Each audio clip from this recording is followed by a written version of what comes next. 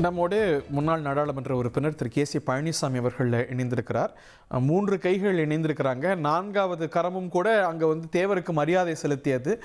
Mrs Sasikala அங்கே இவர்களோடு பங்கேற்கலங்கிறதையும் பார்க்குறோம். ஆனால் இந்த ஒருங்கிணைக்க முயற்சியில் இந்த 3 பேரும் அடுத்த கட்டத்துக்கு போகிறாங்கிறதையும் பார்க்குறோம். உங்களுடைய முதற்கட்ட பார்வைகள் இதை வரவேற்கிறீங்களா, வாழ்த்துறீங்களா? இதை பற்றின உங்களுடைய அப்சர்வேஷன்ஸ் என்ன மிஸ்டர் பழனிசாமி?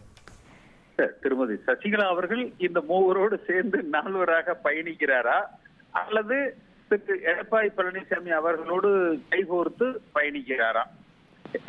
தென் மாவட்ட மக்களை பொறுத்த வரைக்கும் திரு ஓபிஎஸ்ஐ விட திரு தினகரனை விட சசிகலா அவர்களுக்கு ஒரு மக்கள் அபிமானத்தை அதிகமாக பெற்றிருப்பதாக ஒரு பேச்சு பரவலாக இருக்கிறது. அவங்க மனதளவுல எங்களோட தான் இருக்கிறாங்கன்னு இவங்க 3 பேரும் அனௌன்ஸ் பண்றாங்களே.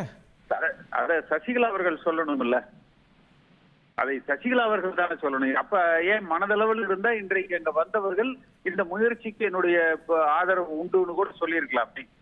அது இந்த 3 பேரும் சென்று அவரை சந்தித்திருக்கலாம். அது எதுவும் நடக்கலையே. இல்ல, நீங்க திருமதி சசிகலா எடப்பாடி அவர்களோட இருக்கிறாரா அப்படின்னு ஒரு புது ஆங்கிள் சொல்றீங்க. அவங்க 2 பேருக்குமான இடைவெளி அறிந்தது தானே. அவங்க எப்படி அங்க is that even an option for her? இல்ல, எடப்பாடி பழனிசாமி அவர்கள் ஒரு கம்யூனல் பேலன்ஸுக்கு மாவட்டத்துல திரு ஓபிஎஸ் தினகரன் இணைந்து எடப்பாடி பழனிசாமியை எதிர்ப்பதற்கு அதை சரிகட்டும் விதமாக சசிகலா அவர்களோடு ஒரு சமரசம் பேசிக் கொண்டிருப்பதாக சில தகவல்கள் இருக்கிறது.